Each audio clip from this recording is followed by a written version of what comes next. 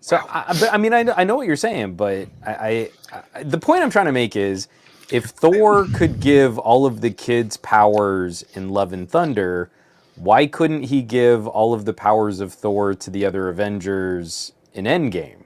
And then he's fighting Thanos, and then you're like, oh, all of the Avengers are Thor powered. Like Spider-Man has electric web slingers and stuff. So I think what you're doing is you're confusing Shazam's in the DC universe and as well as MCU. Thor was able to do it because those kids are from Asgard, so you got to have the Asgardian, godlike spiritual Well, thing but going he on. could have at least done that for Valkyrie then. So that's true. I feel like Valkyrie, especially when A he few handed it other over. Thors, and also because Captain America picks up the hammer, and whoever can lift the hammer has the powers of Thor. Is worthy. Mjolnir is definitely deems them worthy. So, I mean, let's just agree. I'm just saying to there the could have fact been that a few more Thors on the battlefield. That's all I'm trying to say. The MCU is confusing as it is, and I totally agree with you. Yes, it could have been like maybe Thor Forever or Thor for Everybody would be the next episode. Everyone's a Thor. Everybody's a Thor. What is that? Thor 4? Everyone's a Thor. Yeah. You walk into the show. You walk in. There's a scene at the beginning where everybody goes into a room, and then if you're able to pick up Mjolnir, you get Thor power. You move on. Yeah, but if I remember correctly, and someone's going to have to correct me in the comments here, I don't believe all of the kids were Asgardian. They were just living in New Asgard. Oh, because I remember there's one line of dialogue where it's like, "Oh, don't worry, all of you Asgardian children," and then he's like, "I'm not actually Asgardian." Oh no, all of us are Asgardians today. This is you're all okay. I take that back. So I'm just saying. I did not pay attention to that one line of dialogue, so I'll keep it there. Okay. Excuse us. Hello there. You stumbled into a podcast with two old guys talking about tech, not Marvel movies. That's a different podcast. Welcome everybody to another episode of the Best of Our Week, where TK and I'm Juan. We break down the tech we've been using over the last week, some of the videos we've got in the pipeline. We just hang out a little bit. This week seems we're having to keep it on the rails because both TK and I, we've got stuff to do, and MWC is coming up. Not the MCU, MWC, the other MWC.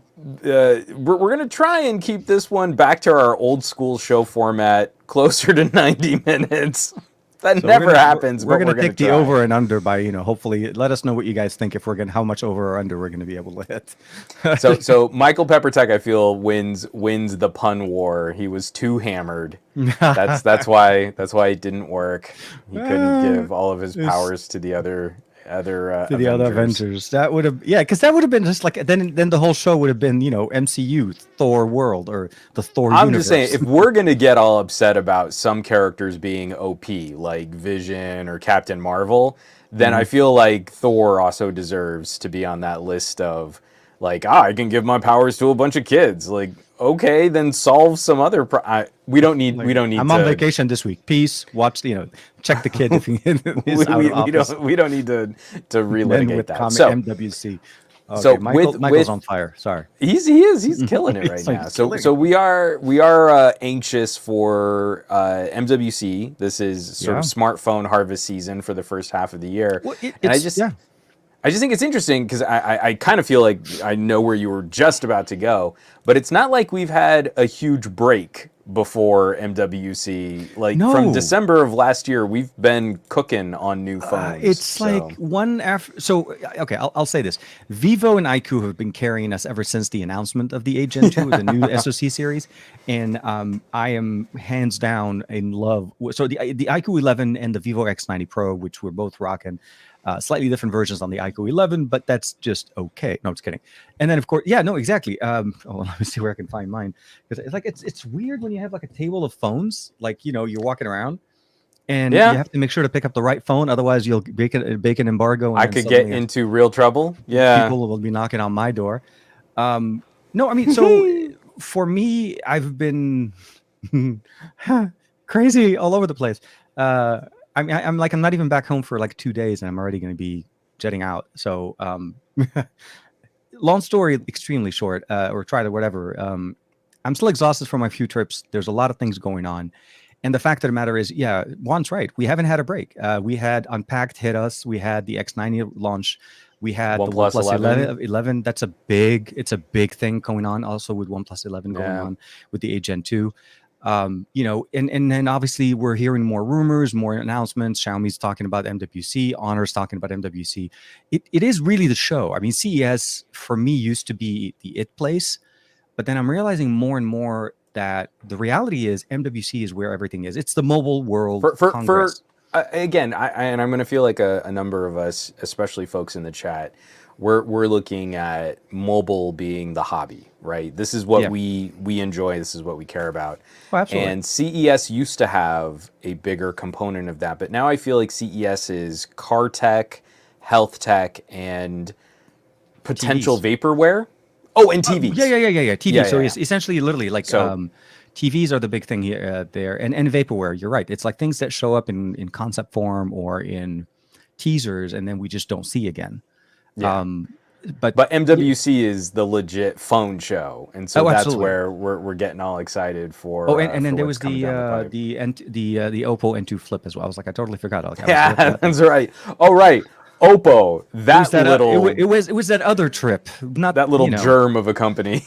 No, it's like serious. So, this month has been seriously like back to back. Like almost every week we've had an announcement of sorts. And I think the only reason why we don't have one this week it's because of MWC. So I think everybody is going to be pushing go starting Monday the 27th. So if you're not familiar, the show itself is in Barcelona. It essentially is it starts on Monday the 27th, and I think if I'm not mistaken goes for 3, maybe 4 days. I think so. And essentially it's it is the basically the culmination of anything mobile related, and it does have also obviously other things. There's car tech and there's other things, but for us, for mostly what we go for, it's mobile. So so Simon says Hypno, the Honor Magic VS. I keep wanting to call it Versus.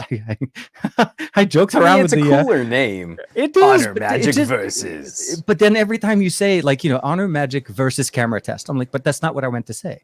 Honor Magic battery drain. Honor Magic will fight your camera test. Exactly. Yeah. It's like it's going in fighting. I'm actually excited to see what their capabilities are going to be with this one over the V that I got a chance to see at IFA. So that was one of the few things that happened last year. But I'll be honest with you guys. I'm exhausted, but I'm running on, and it sounds kind of weird. I drank an energy drink at about 6:30 tonight because we got miles to go. Once we're done with the show, I still have a number of videos that I need to start shooting and hopefully finish when I get to the event. So I'll say this. There is going to be a lot of things talked about at MWC. The rumors leading up to it have a lot of skepticism going in. I'm a little bit skeptic on some of the things that we're hearing. I mean, OnePlus is talking concept. They're teasing a concept device of some sort. I honestly, I'm hoping it's a foldable. Is that where we want to start? I mean, because we've got rumors on what is OnePlus concept. If I were better at podcasting, I would have tried to pull some of these links. It was I want to say even is it Pete Lau himself that teased the pushed out the video, like a teaser video for it. I don't know if we're able to share. Well, no, I mean it's on the OnePlus site, so I mean I feel like. Well, I was going to say because I got an I'm email. not under any embargo. No. There's if you subscribe to the OnePlus newsletter, you probably already got an email about the OnePlus concept. They're not hiding that there is going to be a concept announcement. Versus Orlando Magic partnership. I like that one. Brian Glaze is killing me with that one. So here it is. Honor the Magic Oppo versus the Orlando Magic partnership. That would be great. So OnePlus 11 concept. It looks. Here's my thing. It's like the folks at OnePlus looked at what Nothing was doing with the glyphs and said, "We can do lights on the back of a phone." And put some lights on the back of a OnePlus 11 camera, and they're doing sort of a concept on that. I don't know. What I think is kind of funny is like I think the glyph concept on Nothing is kind of cool. Like it is a fresh twist, but it's not like we haven't had RGB phones for a while. Oh, absolutely. Yeah, it's not like RGBs ever existed. Yeah, or no. I mean, like I've got the Razer phone in front of me. I've got the LG V50. The LG V50 had an RGB 5G indicator. Oh, I never knew that. The Korean version or the US version? With the US version also had it too. Okay. So I mean, it's not like we haven't been playing with lights and notifications and color strips and stuff like that to decorate our phones. But it is just kind of, I like when OnePlus can do some concept stuff. I just wish some of that tech actually would happens. really make it into a production device. Yeah, like the OnePlus 7T concept. Was that the one with the So it was right after the sort of an 7T Pro. ND filter on It was right after the 7T Pro came out, which was the first 5G device, and it was at MWC, not MWC. It was actually at CES. Speaking of vaporware at CES, so we got a chance to see it. We played with it, and yeah. See, honestly, okay. So that last scene before then, I honestly thought it was a watch, but then oh, poor OnePlus watch. Witness the OnePlus 11 concept evolving beyond power. Whoa. That's not a sentence. No, that is not. It's look. Okay. Yeah. So we're seeing this loop of continuous of what things. the phone is going to be. So I always love to see a good concept device, but I find it a little bit more difficult to kind of get too lit up about what a company might do to show off some of their more exotic tech. Because I think a lot of this stuff is already like, we've got to get consumers interested or excited or at least just curious about some premium tier gear again. Because someone else was asking about like what desktop. So Cedric was asking, please God, let MWC bring a new desktop supported phone. I got to replace this V60 this year. And I mean, I think for a lot of us, we're feeling like, I think we're seeing the evidence that we've lost the fight for premium workhouse phones really being all-rounder computer replacements. I think it's cool. Put lights on the back of my phone. That's fun, but I'm getting a little anxious about all of the sort of devices that are fun but are missing features. And then also the new like exorbitant or exotic technologies that don't really like change the usage of the phone. And at the same time, like, we're not really getting access to all the compute power that's actually inside these phones. Absolutely. The 8 Gen 2 is come on, and we've said this for years. The 8 Gen 2, the 8 Gen 1, even the 865 and the 870 series processors that we've seen around, they're all I'm not going to say desktop equivalent, but like basically productivity. They're laptop grade. They're laptop grade, yeah, for sure. Definitely. If we can look at a Chromebook with, like A55 cores on that SoC, we can easily say a Snapdragon 888 is laptop grade hardware compared against people that are spending like $300 or $400 on a laptop. I mean, I just did that video on these little mini PCs. I did the comparison video on Geekom. Geekom sent over a little mini PC. And it's got a Celeron in it, but I feel what they did that was kind of bold was they also sent along the new Nook. Okay. And the new Nook is a $400 box bare bones. $400 for a Celeron seems a bit much to me when then you also need to put in the RAM, put in the SSD, yeah, exactly, and load up an operating system. So if you don't have a Windows license, you also have to pay for that too. And that the Geekom for a Celeron is like $200, and it's a full pre-built, packaged, shipped computer that you plug in a power cable and a monitor, and it turns on and you start using it. But it was hilarious. Like, I'm holding this $250-ish mini PC just going like, if you took a mid-ranger smartphone from 2 years ago and you put it on a good cooling pad and you could support like video output, that 2-year-old mid-ranger phone would be an order of magnitude more powerful than this Intel Celeron. So this is like, it's not even close. Well, no, but I mean, we both got a chance to play around with a Windows on ARM installation, and with the HCX or the basically the Microsoft called it the SQ3. The SQ3. Thank you. I know it was like another acronym, but yes. So the reality is we are moving towards more of an ARM-based PC experience. Windows needs to catch up. Mac obviously has been on this for the last couple of years with the M1, with the M2 series, and so on. So we're seeing generational improvements over mobile productivity tools being running on mobile device. I mean, SoCs that are based on ARM architecture. And I feel like what we're missing is the company's implementation of a desktop solution. They don't want to, it's almost like they're worried about scavenging their own product line. Like Samsung gives us DeX, but they don't really give us DeX to be as powerful as their Chrome OS laptops. No. They don't make it as powerful as, obviously they don't want to make it as powerful as Windows. And they still make you jump through obnoxious hoops just to get basic support for things like UHD resolution. Exactly. Yeah. So to get the best experience on DeX, you do need to obviously be specifically using Samsung's devices or hardware and so on.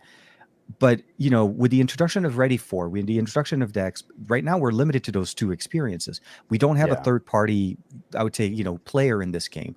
Now, Honor, I will say this, Honor is still in the game. We obviously, one of the other rumors that we're probably going to talk in a little bit as well, is the Magic series is getting a successor. So the Magic 5 series is coming out. Magic 4, both of us got a chance to play with the Magic 4 Pro. EMUI desktop is still, Magic UI. I keep wanting to call it. Old habits die hard. It's Magic UI. Magic UI desktop is still present there. So Honor could still be a player in there. They're gaining some momentum. I want to see, obviously, actually, my biggest thing I would say is this. For the verses that we were talking about before, I would love to see them incorporate a desktop solution in that system. Sure. Because of the display, because of the power that they're more than likely going to be going with. The V series that we saw last year was more than enough power, but it was a China-only device. This one obviously is going to be global. Hopefully we'll have desktop experience. Those are the type of solutions we are not really seeing a lot of people talking about, is doing more with these processors. Like editing an actual video that you shot on the phone that you shot it with, and then producing it and uploading it, running LumaFusion now that we're getting better implementations of that, popping that on a monitor or on a TV, and doing the actual work as opposed to just scrolling, for the lack of a better term, TikTok and social media. And so here, the Magic 5, the Magic 5 series. Yeah, Magic 5 series and the Magic VS, so global launch. What I love is, so one of their early preview videos starts off with this quote: "Any sufficiently advanced technology is indistinguishable from magic. Arthur C. Clarke." Because it's the Honor Magic, get it? So so what he's saying is it's indistinguishable from this Chinese smartphone. I'm Arthur C. Clarke. I'm pretty sure that's how Arthur C. Clarke talked. That's absolutely. I think I've heard some clips. Spot on. Absolutely. Actually, that wasn't even me. We actually booked Arthur C. Clarke as a guest, but that's all he could say. So everybody, please welcome Arthur. Wait, hold on. So Arthur C. Clarke, and so especially for folks who are only catching the audio version of this stream, like you have no way of knowing if that's true because you just heard Arthur C. Clarke on the show. So he was on and he did it. So we've got this like I know it was such a bad joke. Sorry, I couldn't even stick the landing on it. Sorry. So we've got this preview for the Honor Magic 5 series. This triangle with circles on the end, and this is going to be what the live stream is. You click on that and nothing happens because it's going to be live in 3 days. But I did want to just also kind of play through this preview here. You just messed with us. I should probably turn off the audio. Yeah, you hit the play button just to mess with us. Well, I didn't know if there was anything there, but I love this, like, the magic to rise beyond of the Wright brothers' first flight, and then the first moon landing in 1969, and human achievements. The magic to reach beyond. The 1977 is the first interstellar probe to leave our solar system and telescope. Magic of the because of cameras and magic. And then there's a woman in an oxygen spacesuit as we fly through the cosmos, go beyond the galaxy. That's pretty funny. That's a little bit. That's a little bit too much right there. Oh, no. Let's just make sure I got that. We fly through space now. Go beyond the galaxy and witness the real magic. So magic is Honor is throwing some shade, and I'm here for it. I kind of like it. I mean, they've been doing it though. I mean, seriously, like they're truly gunning Mm-hmm. I mean, I'll be honest. Okay, if you watch the Oppo the Find N2 Flip, and it is an amazing device. It's a great flip phone. Has Yeah. definitely a lot of things going on for it. It's a great device. But the presentation of the entire, I felt like the entire launch event had a very very big theme of us versus the others, and it was pretty much just kind of like going beyond. Like it was on point, and I think what they did is they took all of the features that they felt were lacking in the Flip series and in the other OS solutions that we have on the market. And that front Yeah. display is absolutely kick-ass. And I really can't wait for the integration for Spotify, WhatsApp. I mean, think about this one, a front-facing display that you can, if you're using WhatsApp, obviously, that you use WhatsApp on, respond to messages, queue up your music list, and not even have to open the phone. Like that to me is a function thing. You're making Yeah. form and function work together. And hopefully we'll see what they're doing. So obviously here we're looking. Is that the VS or is that the V? No, I think this is the V. So okay. I'll say this. I really hope they do bring in Oh the no, maybe it is the leather. VS. Oh, this is the Unfold your VS. max. Yeah, that is the VS. I'm That is sorry, I the had that wrong. I didn't think that they had put together their full pre-order page. Okay. So this is apparently live. So this I, is. I haven't been paying attention. I'm I sorry. I've been haven't. so busy. No. I'm dude. I'm totally with you. I didn't even 5,000. Wow. Okay. All the specs. Almost. I think. So Oh, that's the a hinge. new gearless hinge. So that's pretty fancy. Ooh, look at that. Gearless. Vaporware. Is that vaporware? No, it's kidding.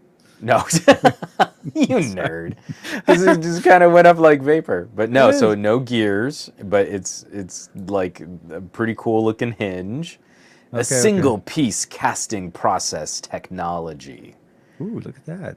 Okay. It does look really. I mean, again, their animations here are flipping gorgeous. Oh no, but absolutely. This it's- could be the next Transformer movie, and we just don't know. You don't even know it. The way I they're transforming. know. We just need to add the Transformer sound So to that. let me tell you, with all of the gadgets that we've been playing with, all I want to do is just play with Robot Optimus while I still have him before I have to send him back. He's got to go back soon, and I'm just like, Oh, you kidding I have me? not done enough with Robot Optimus, so I might just do a whole series of videos like, can I make Robot Optimus pop and lock? And instead of reviewing phones, that's just going to be what my channel is for a week.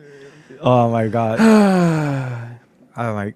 Okay. Well, so it looks like at least a good night's sleep timer, reduced the strain, obviously large device. So yeah, sorry. Back on Okay, the Magic VS, it's Yeah. a bunch of screen technologies, and I mean, I get it. This is all cool stuff. I guess I still feel like very similar to some of my criticisms with the Z Fold. Is I want to see manufacturers giving us some better use cases for a more fragile tablet that costs more than a phone and a tablet put together.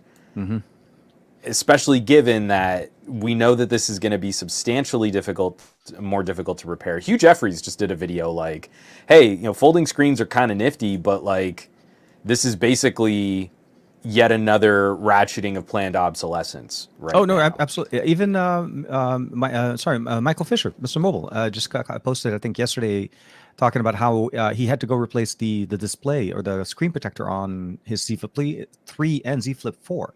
It's a moving part. It's a piece of hardware that traditionally is never moved, and we're still in, as you said it in the past, in an experimental phase, Yes. and Sure. we're still trying to figure out what is the best solution. I'm not going to tamp down because I have a pair of Surface Duos, so I'm on board experiments and being a beta tester and paying to be a beta tester. But one of the things that I landed on with Duos, I really liked the glass displays. There are other fragile bits on a Duo that you really have to be careful with, and the hinges can also be kind of fragile. It's not like you're free from damage through abuse, but the thing that I was most concerned about was abuse to the display, which is the main failure point of a folding phone. So I'm just still a little anxious about what we're trying to accomplish, because I think it's going to be really cool when I can fold up a tablet and put it in my pocket. But at the same time, I really wish I could just engage with at least the basic Android desktop mode and a pair of glasses or a portable monitor or some other type of display. And then I would have a normal phone in my pocket that could then be expanded through a strategic accessory anytime I wanted. This looks so cool. Having played with the Duo, like we're looking at this Honor Magic VS, it looks awesome. It really looks cool. I want to know where are these new services, new features, new experiences? Why will this be better than a glass screen dual display or a combination of a powerful mid-range phone and a decent tablet? And that's where I'm still finding but where is it? Give me the hint of what this is supposed to do. Absolutely. For me, I never did get a chance to play long enough with the V back at IFA. It was literally a matter of about 5 minutes, maybe 5 or 10 minutes. It was myself and Tank Girl, Miriam Jouar. We went outside. We were tag teaming, trying to take some shots. And I shot a whole maybe 10 minutes worth of B-roll that I never got a chance to put together for anything because I could just MWC last year for me was very quick. I was there with RealMe and it was very I will call it it was very organized to a point where we really had almost no time first day at MWC and I really got it. And then the second day, obviously, that's when I was able to go to the show. But this is exciting. It's nice to see that they're finally coming up with it to the global market. I really wished that OnePlus was going to announce some type of concept of going in globally with a foldable. We are waiting OnePlus. Oppo's on the second generation of the N2 and a flip, and you're either way. But we'll see. Mean, I totally appreciate where Oppo is probably going to be ultra conservative with OnePlus. OnePlus has now become an almost no margin label. So there is no point in putting together an expensive OnePlus right now. At this point, I think it's more about realistically how much they can pack in for the price point that they're shooting for. And I feel like that's where the 11 is kicking up from. It's seriously... with the sales that they're doing right now too, getting the higher storage and RAM for the price of the entry level, I think those are some crazy sales. It's hard to pass on. I do want to highlight this. I was not familiar with this camera spec. So the Honor the Honor Magic VS has a 54 megapixel IMX 800 main camera. 800. I didn't know what the IMX 800 is. The IMX 800 is a 1/1.1 inch sensor. 1.1, okay. According to what I can look up online, this is a hair larger than the sensor that was in the Xiaomi Mi 11 Ultra. Wow. And it's going to be on the back of a foldable. And that's the primary shooter. That's going to be the one this you is live with. a significantly larger main camera sensor than what's on a Galaxy Note 23 or a Pixel 7 Pro. That's kind of interesting. I don't know that I've seen any foldable manufacturer hit that big on a camera sensor. Not 50. Okay, so at least if I'm reading this correctly, I wonder. Now you're making me wonder. Okay, so now because this was if I look up the specs on this, it was. Oh wait, no, I think that they might have this wrong. So this looks like they were the site I was looking at had conflated the IMX 800 with something else.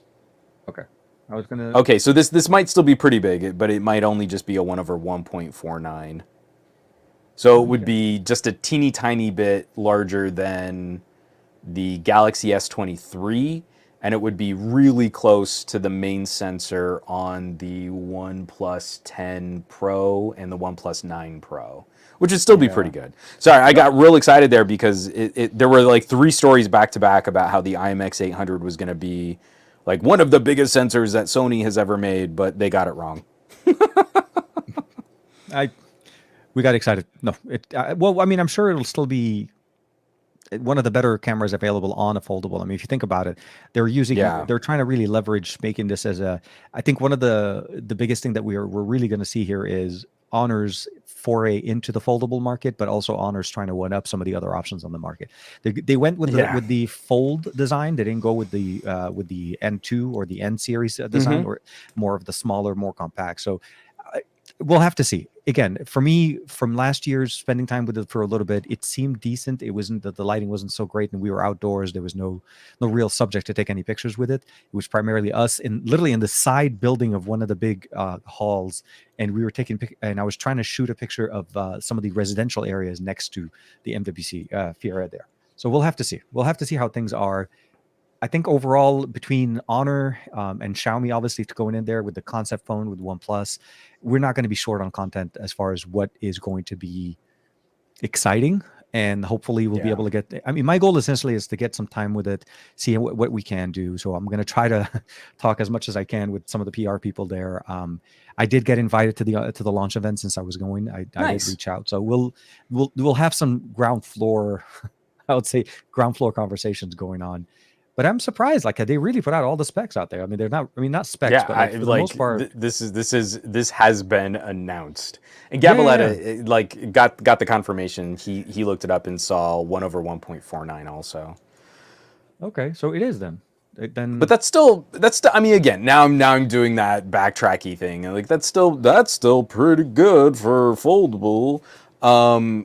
I have been super spoiled. I like the brief tangent that I want to go on has just been how disappointing it's been to see techies who should know better, like kind of hand waving and shrugging off advances like the 1-inch camera sensor. And you're like, I get it. You have an audience that's in North America that doesn't get to play with a Xiaomi or a Vivo but that doesn't mean you dismiss it. Oh, well, I mean, like, I saw someone say that the S23 Ultra had better image stabilization because it had a smaller sensor. And you're like, that's kind of a stupid thing to say. It's just kind of dumb. Like, that's fine. But then when you've got other techies who have had a lot of experience with this kind of photography and shooting video, and they're telling you that that's not correct, to then it's just an opinion. And you're like, no, my opinion is born out of experience and having updated my book on smartphone photography for almost 5 years now. Over 5 years now. Yeah, I know more than that person who's trying to make that look like it's a thing that smaller sensors are better for video. Like, if that were true, then we should all use tiny sensors because they would be even easier to stabilize. Except that's not on the 8 megapixel or the 4. Why not? But no. Or go down to like a teeny tiny little OmniVision sensor, like a 1/4-inch sensor. Let's do that because that's going to be way easier to stabilize. Absolutely. Except what you see in video is almost exclusively the benefit of software stabilization. So if you have software stabilization on a 1-inch sensor and software stabilization on a 1/1.3-inch sensor, it's not going to be profoundly different. It's going to be about the same. So I think I just had to get that off my chest. No. It's not only that though. When you use a device that has a 1-inch sensor, you have to adapt your photography style to understand how the camera. Yeah. Well, no. So the biggest thing I got when I first got the X90 Pro was that you have to also understand the depth of field that you're working with. It's a shallower depth of field. You can't just basically move around and everything is going to be beautifully and perky. So when you're shooting video, when you're shooting content, and you're trying to focus on things, you have to methodically approach the photography, the video portion of the experience. Photography overall, I feel like it's still, I think, like light year better. Vivo just does so much better with, I think, their processing that it's just so amazingly present. Like right when you're done taking the picture, you could see exactly what you're doing. But I can tell you at the beginning when I first got it, I was missing focus so many times. Yeah, because it's different. When you're used to I'm not gonna say a Pixel 6a, but like a Pixel or some of the other devices that don't have as shallow of a depth of field, and they're able to have you're able to lock focus much faster, and you typically get used to that. Oh yeah, I'm there. It's there. It's fine. It's fine. And then you take this picture and you come back and like, oh, I was focused on the thing behind the thing. No, I like that I think is totally fair. And that's also why I keep saying, if you genuinely are one of these average people who pull, I don't know, what do I have here in front of me? I need to find an average person phone. Also a phone that hasn't That So doesn't bring here's like my Poco, one of my Poco X series phones, and you the way that tech reviewers talk about average people is that you sort of fumble with this thing out of your pocket, and you like just sort of take one photo, Yeah. like without even tapping to focus on the screen. You just push the shutter button, and then you immediately upload that to Instagram, and that's average consumer photography. But if you genuinely are that person, and I'm not trying to yuck your yum, I'm just trying to say the phone you should own is a Pixel 6a. And I mean that profoundly, not just because, oh, Google, Team Pixel, and fanboys, and my opinion.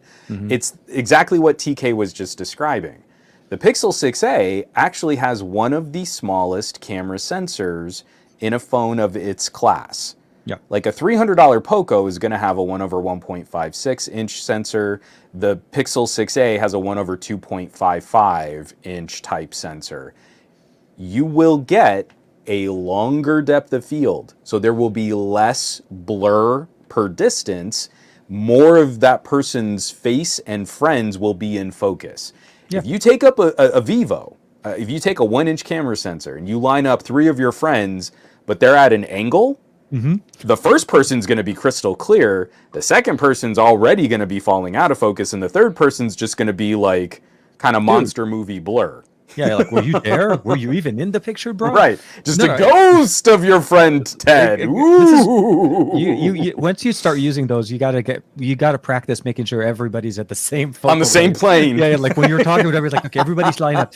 No, Jeff, I told you to stop standing behind Rick and stand next to him, and I want your nose to be the same level. Twin focus saying, I've actually seen people take photos like that. I don't mean one person standing on one plane and then another person standing 3 feet behind them and then another person standing 3 feet behind them. We're talking they're holding each other, but one is shoulder to shoulder to shoulder. If you're at an angle, a 1-inch sensor is going to be blurring that third person pretty significantly. So it's the tool. It's what it's intended to do.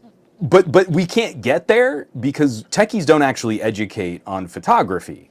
They go, what has a DxO score and has the prettiest colors, and really it's the most popular phone on YouTube that will make me the most money. That's the big problem. And so if someone goes up to you and says, a Samsung's going to have better video because it's going to be better stabilized because it's using a larger sensor, you can reply with, but software stabilization is going to perform the same task on all sensor sizes, but software stabilization needs good data to match frames and smooth out movement.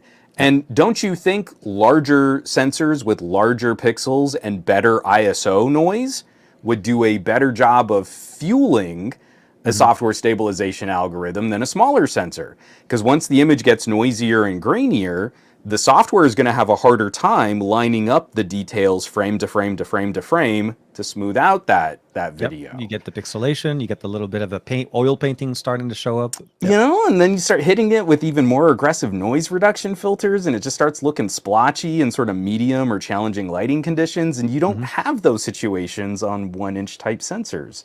They're just so much better. This is why I'm hoping. My hope is that with this year, obviously the X90 is already out. The X90 Pro, I mean, the X90 Pro Plus is out in China. We obviously have the Xiaomi 13 series that's going to be launching. Yeah, that's our transition. Yeah, I'm gonna get the site up here. Let me stop sharing this screen, but keep on that thread because I'll keep talking about cameras for like another hour. Well, I mean, no, along the same lines. I mean, the biggest thing that I'm excited about, last year there was few options available on the market. I mean, obviously we had Sony that used the 1-inch sensor, but then they did a little bit of a crop on it based on the space limitations that they had on the back of the Pro I, which surprisingly we haven't actually heard anything still yet on the Pro i2 or the Pro II, whatever the successor is. But Xiaomi's coming up now with a successor, and I'm not calling it the successor to the 12S Ultra, since that's the one you have already.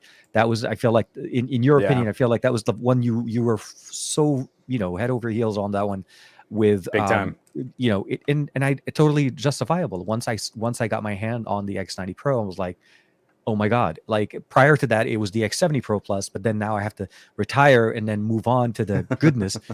And it's seriously, it's replaced so much of my tech, and it has colored so much of my coverage on devices when I'm traveling that I don't really feel like I need to travel with a DSLR.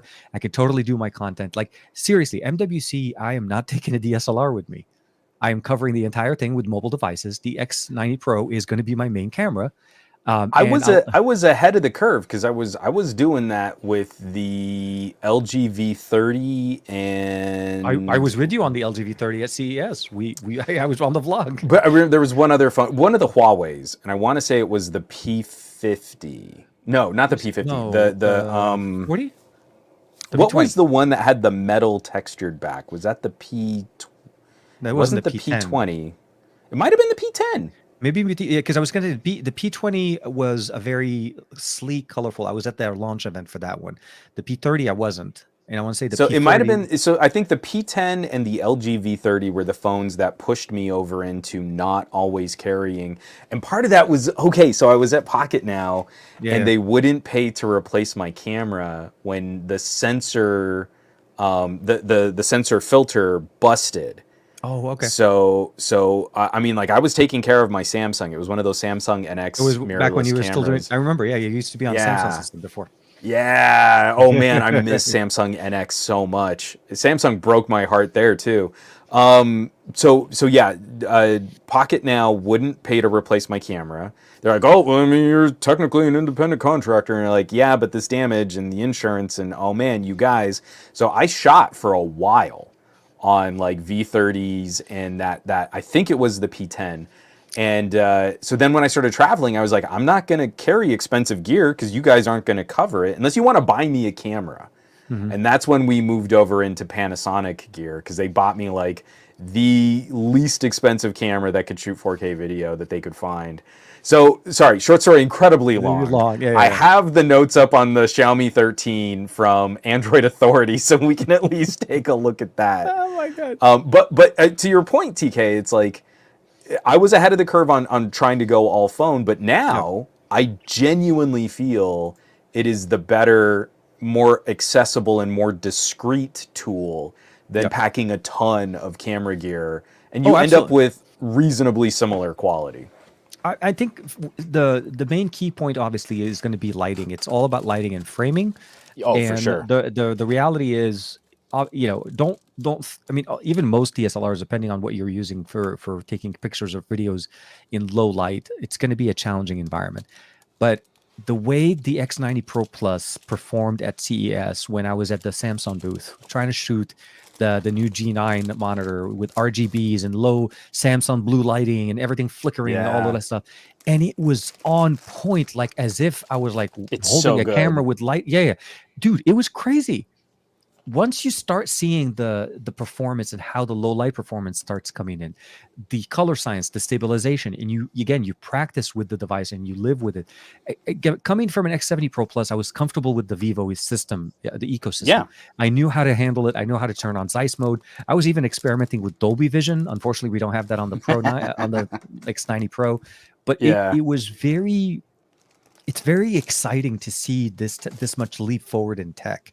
And it is reasonably priced if you think about it. When you think about like using this as a primary camera or carrying like an entire DSLR with a lens kit, or saving yourself some space, being super mobile, not needing tripods or whatever. I mean, you may want to get like a Gorilla Pod or something like that.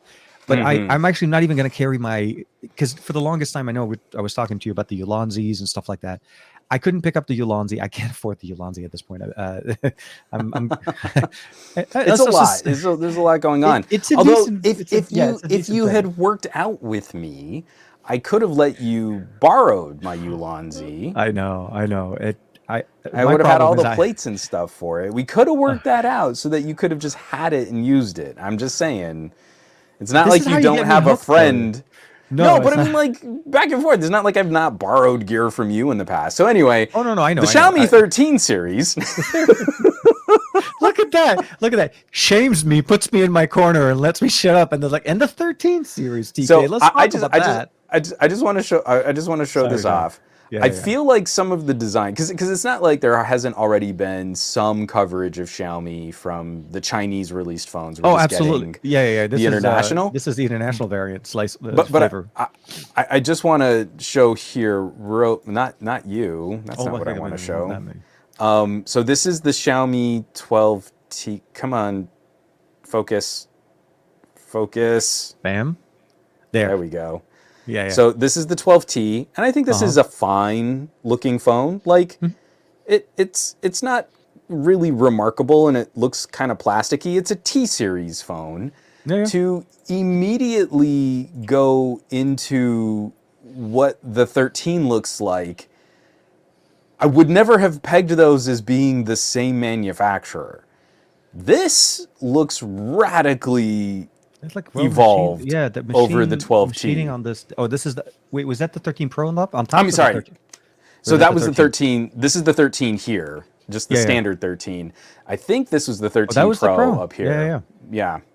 But obviously, there's a little iPhone inspiration for the flat sides again. I'm kind of fine with that. But this, sorry. Nobody's copying iPhone. Nobody's copying iPhone. And that too. You're absolutely correct.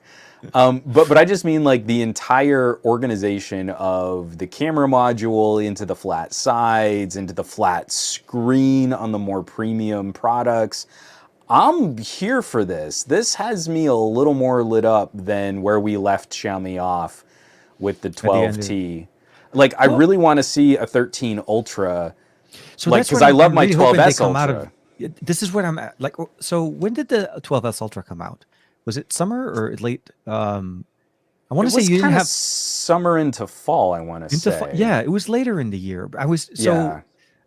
I haven't heard anything. There's no rumors. Obviously, there's vaporware. I guess if you want to talk about that, but it would be an amazing launch event for them to okay, here's our 13 series and stuff like that, and then suddenly say, oh, by the way, we have a little teaser for you, and one more thing. Let me show you, and then they pull out a 13 Ultra, and I was like, oh my god, like seriously, it's that level of, I don't know why I fanboy so much on design and stuff like that, but it is truly like one of the few aspects that kind of draws your eyes to a piece of tech.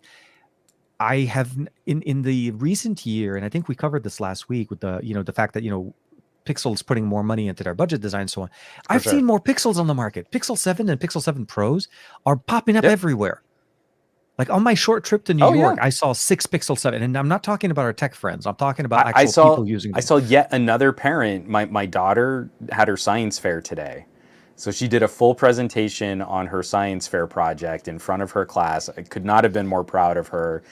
She was discussing like sample sizes and the results of her fingerprinting study and how she doesn't feel she proved her hypothesis. I mean, like, I know every parent feels their kid is special, but like I was having a moment just sort of outside myself of like, she could be a little engineer if she decides she wants to be. She's already got the ability to present information in front of other people without being super self-conscious about it. But anyway, I got sidetracked on what I was going to say. It was basically you saw somebody with a Pixel. Oh, and that yet another parent. So I saw another parent with a Pixel 6a and another parent with a Pixel 7. So not the 7 Pro. Like my kid's school is becoming Pixel central for this neighborhood. Obviously, the majority of parents are out there with iPhones, sure. But I used to see a lot more Samsungs. I'm seeing fewer and fewer Galaxies in the Android holders and more Pixels with the Android holders, which is kind of remarkable. It not only is it remarkable, but it's also showcasing I guess it's all about publicity and getting people to know that your tech exists. This is really it's the word of mouth. We're trying to do this with our content. We're trying to, in many ways, educate and also share that there are other options or other solutions available for mobile photography, for devices, smartphone options. And I think that was the biggest thing that that was Samsung's biggest foray into this. It was how much money they threw into advertising. They became the de facto because nobody was competing with them. Now that Google's putting in some money behind it, and you start seeing ads like at the Super Bowl, you're seeing ads on around it, shot on Pixel, fixed on Pixel. So a lot of these little things are starting to catch up, and I feel like that's the exciting part. I guess what I'm trying to say is, Xiaomi may have released some of this. Obviously, there's a lot of improvements in here. There's some technologies. The Gen 2, I'm sure, is going to be doing fantastic there. The biggest thing I probably will say is, how are they going to handle the color science, the processing level on that 1-inch sensor, or the capabilities that they're talking about? The 13 Pro, is it gonna? I like Leica. So the Xiaomi 12S Ultra with a 1-inch sensor versus the Vivo X90 Pro with a 1-inch sensor. That fight between Leica and Zeiss is really interesting, because the 12S Ultra is a very conservative shooting phone. When you go into Leica Authentic, it is very calm. Like, there is very little ratcheting of the HDR effect or vibrance applied to the photos. Okay. But its night mode is not particularly impressive. It doesn't have any kind of stacked computational RAW like Super RAW. It's not pushing the sensor aggressively in that AI software kind of way. And I genuinely think that the Vivo, if you're kind of looking at a more camera style output, like if we were comparing Sony and Samsung, this is a similar kind of aesthetic. Sony is very, very camera-like. Samsung is very, let's get you immediately uploading to social media. Vivo's processing is mind-bogglingly good. Yeah. But it doesn't land the more authentic photograph like the Xiaomi will. But if you're in the middle of trying to shoot video in a press event with mixed lighting, like, you want the HDR slathered on. You want the highlights and low. You want the color processed. You want to minimize the amount of work that you have to do, because you're probably on a very specific timetable. You're not going to have enough time to be able to. I guess it depends on really. This is why we say there is a tool for every. There's a purpose for every tool, kind of a situation. Oh, sure. Pick the right tool for what you need. I feel like. So I'll be honest with you. I never got a chance to play with the 12S Ultra, mostly because Juan wouldn't let it out of his hand. That's the reality of the story. I kept saying, okay, so that's totally on me, because I did say, like, hey man, I got to get this phone in your hands. And then I kept needing it. No, don't get me wrong. I totally would have been the exact same situation had you said. I mean, honestly, how long did it take for me to be able to try to get the X90 Pro Plus back around? Like, you let me play with it at CES last year. Yeah. Fell in love with it, and then you took it back, and then like 5 months later, I finally got it back. Yeah, I mean, the only reason you got the X70 was because I got the X80. So. No, absolutely. I am by no means am I trying to throw shade. No, the reality is, for us, these are tools. This is a production tool. This is something that you need to be able to, like, as you said, you're going at a show, you're at an event. Which camera do you take with you? Which one is going to get you that shot that you need with the least amount of work, so that you can move on to the next thing that you're doing? MWC, for me, when I'm looking at a show like MWC, CES, IFA, these are very hectic, very fast-paced environments where you're barely in for like 5-10 minutes, whatever. You're jumping on to the next thing, but you want to be able to capture the content and not have to second guess yourself. I think when it comes down to the color science and so on, like I said, once I get a chance to play a little bit more with the Leica more presence in there, we'll have to kind of see the experience. But X90 so far for me has been that type of solution. I get in, I get it done, I get out. That's how it did it for me at CES earlier this month, last month. I was just so surprised of how well it was doing it and how great the processing was, and even better, the low light video production it was doing. So when I saw that, I was like, oh my God, I need to figure out how to get the X90 Pro Plus. And it just happened. Obviously the X90 Pro lands on my lap, and it was like, yay. Like it's Christmas all over. So we have a couple comments and questions here. No, it's good. Farhan, I think we're all hoping that he writes, I just hope that Xiaomi can start giving us USB 3 with wired video output. It's criminal for the 12S Ultra to not have it. Yeah, we need video It output. hurts so bad. And again, a Vivo X90 Pro, you can plug a display into that, and it's so handy for kind of augmenting the use of the phone. Absolutely. I also wanted to comment on this one here real quick from Michael Peppertech. What prevents manufacturers from using one sensor and multiple lenses and just moving the sensor inside the body from behind one lens to another? So that would be a really cool idea. Sony has a more traditional zooming lens, like the lens elements actually move so that you have they did a it real where the lens, telephoto. the lens moved as opposed to the camera sensor. I think the problem would be if you had one sensor that moved behind different lenses. That would be a much larger architectural challenge to have the sensor moving internally. Well, you'll also need a bigger chamber for the sensor. Or you have to use a smaller sensor. And I think you would have to sacrifice more of the space for the motorized assembly line, the movement, because then you'd also have to have one sensor that fits comfortably on 3 different focal lengths of lenses. So you wouldn't be able to put in, you could maybe do a periscope, but I was your thinking ability, you're actually mounting them sideways now at this point. You're no longer facing up. You're actually mounting them sideways with a reflector to try to push up. So you can have the or prism. Yeah, exactly. Yeah, the prism side. Yeah. So I don't think we could do it though with a 1-inch sensor. When we look at how much depth is required to properly put a wide angle lens, a 23 millimeter lens is pretty wide. And that's a 23 millimeter equivalent lens is really wide. And even with that on a 1-inch sensor, we've got these almost double phone width camera bulges on the backs of our phones. You wouldn't be able to get a good quality ultra wide on there unless you also had a cavernous, like a large piece of glass. Or would you be able to get a really functional telephoto on that one sensor? So you'd have to use a smaller sensor.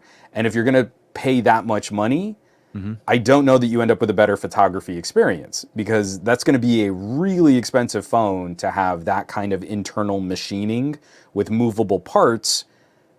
And you'd have to do it with a much, much smaller sensor. Didn't Xiaomi show up an accessory for the 12S Ultra, which was an actual camera attached, a lens? So it wasn't that was a concept phone.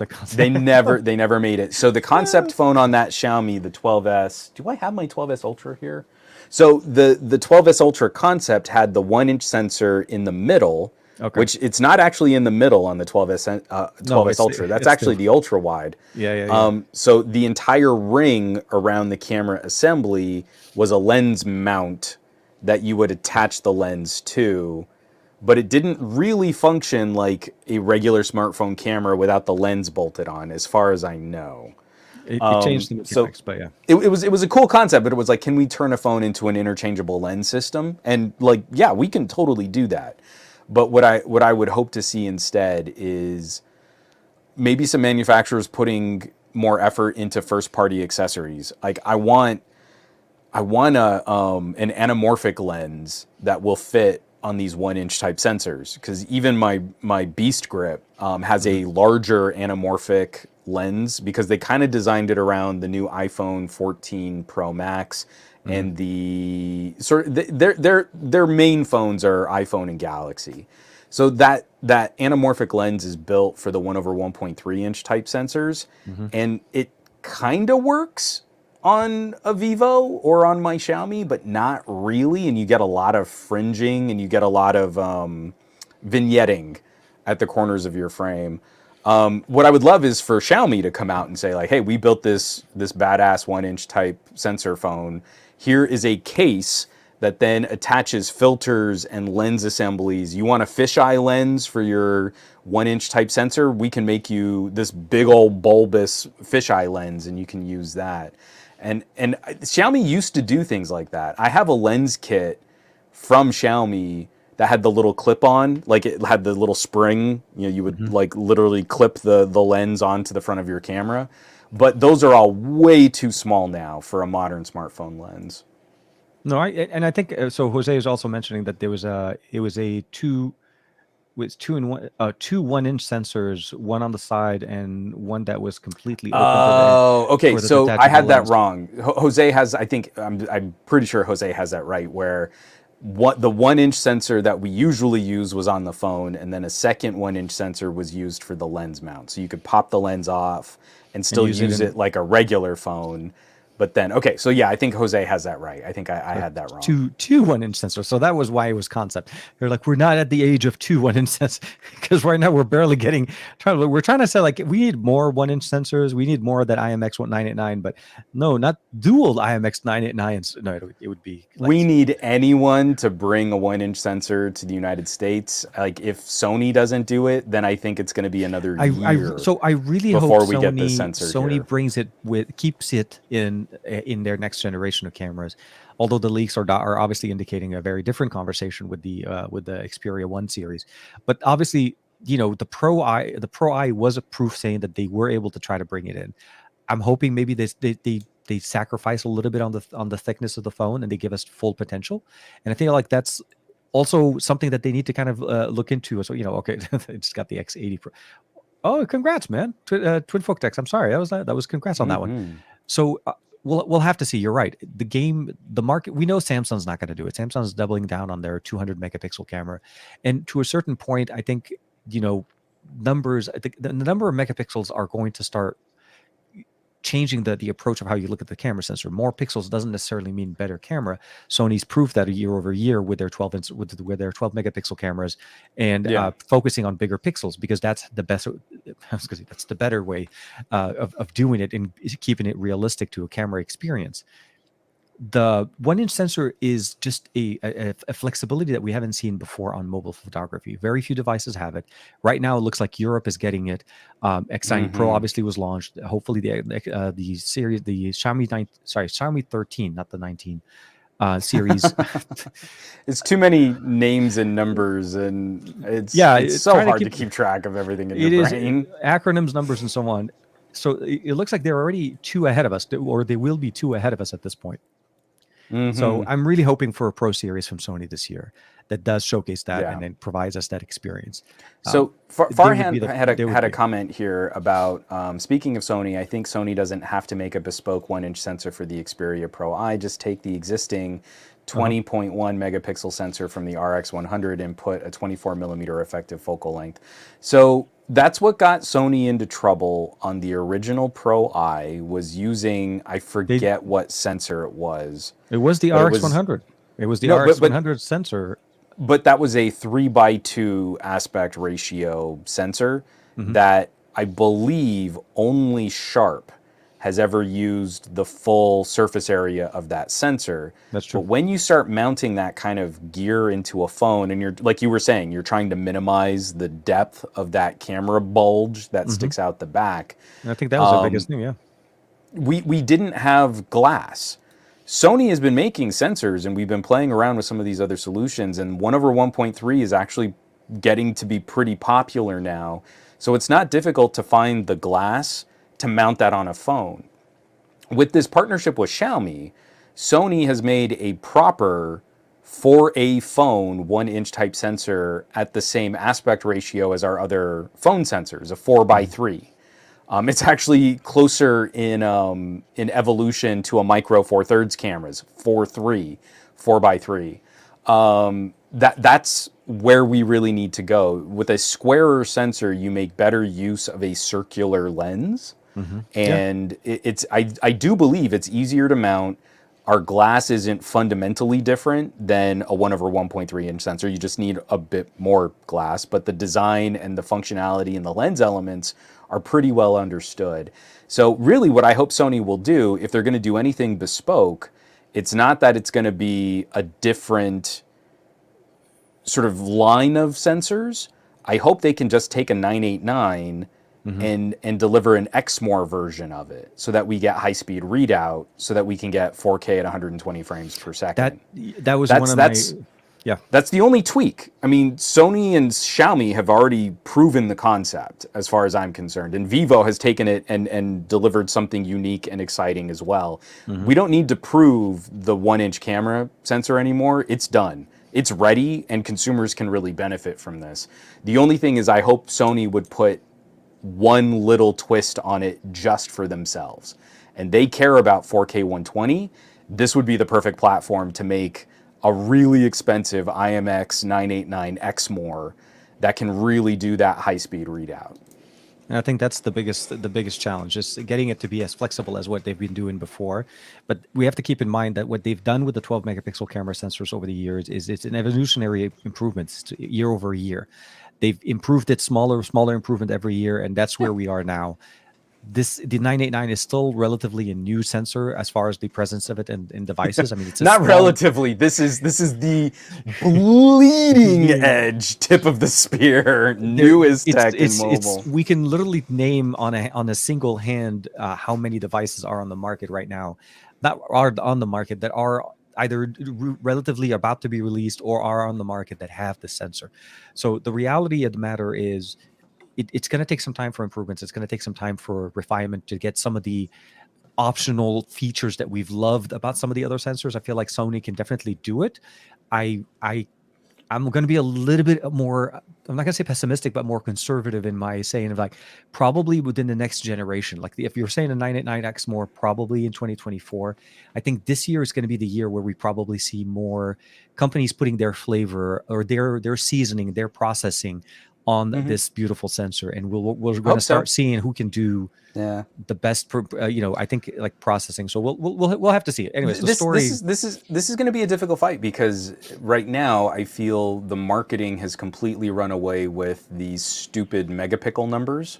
Oh yeah. So when we look at the United States specifically, I doubt Motorola is gonna be playing with their Sony as their main sensor, because they have a good working relationship with Samsung. And I bet you they're getting like a really good deal on Samsung ISO cells, and it's going to look more impressive if the next Moto Edge whatever has a 200 megapixel sensor. Like, that doesn't mean anything. Xiaomi had the 200 megapixel camera on the 12T Pro last year. Yeah. Yeah. It's not.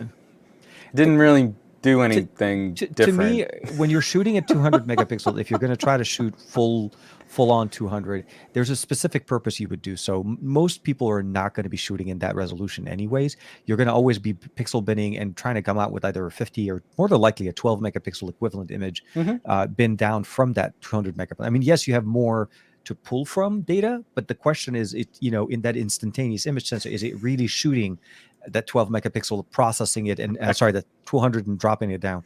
So what I would say is, understand the number and what there's I would say the PR part of it, and go with the solution that you feel like works best for you and that has been proven. Well, I'm not going to play that game. I'm not going to be nice. If you say you care about photography, then just backpedaling and, well, I'm going to use what I think is going to be the right fit for me. Like, no, if you care about photos and composition, you should be playing with a 1-inch type sensor. If you live in a region where you can get that on your phone, and you say that you want the bestest camera because you really enjoy the art of photo composition, and you're not just taking average consumer point and shoot lazy selfies, then yes, you need to go to the best photography tool. And in your pocket right now, that is a Xiaomi Ultra, ostensibly this Xiaomi 13 Pro, a Vivo X90 Pro. That's the best. Yeah. If you're telling me that the most important feature on your phone is the camera, and you care about that photo quality, photography quality, optical quality, that's what you need to do.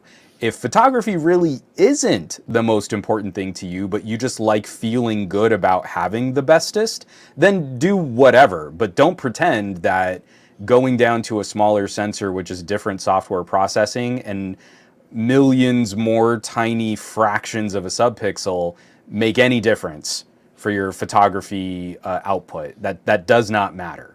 It really does not ostensibly change what these cameras are capable of. If you take 1 pixel and you cut it into a 4x4 grid of tiny little subpixels, as opposed to a 3x3 grid of tiny little subpixels. It's going to come down to your passion. You're right. But again, it goes back to the right tool. What I was trying to shoot for was more about the it's not necessarily the right tool for the image. It's what you're trying to get out of your phone. If your passion is photography, you are going to research it. You are going to look deeper into what the camera tech is going to do, and you are going to gravitate closer to Vivo, Xiaomi, as well as Sony, and some of the experiences that they're offering. When Sony, we're talking about like true to form, true to camera experience, where you're getting closer to what a camera would produce content wise. But to your point there, TK, and I want to spell this out, and I want to be specific about different phones. There is a reason why I still pick up my Xperia 1 Mark IV. The Xperia 1 Mark IV has a relatively small main camera sensor, but Sony has focused on a specific flavor of video capture that is very compelling to me, that I cannot replicate on a Vivo or on my Xiaomi 12S Ultra, where all three rear sensors have matched Exmor output at 4K, 120 frames per second. Exactly. The only other phone that touches that, comes close to that, is the Axon 40 Ultra. So those two phones offer a specific, tangible advantage to shooting video. If I want to make crazy, dramatic, or even fun... Yeah, the burst modes too, but I'd still balance the photography output of a Xiaomi or a Vivo and just know that I'm not going to get 30 frames in a second. I'm only going to get like 5. But I can literally not replicate the incredible, bold, high quality, slow motion footage of my daughter doing stuff unless I'm picking up a Sony. So I'm not looking to the Sony for the shallowest depth of field, for that most photographic kind of composition. I'm picking up the Sony for action.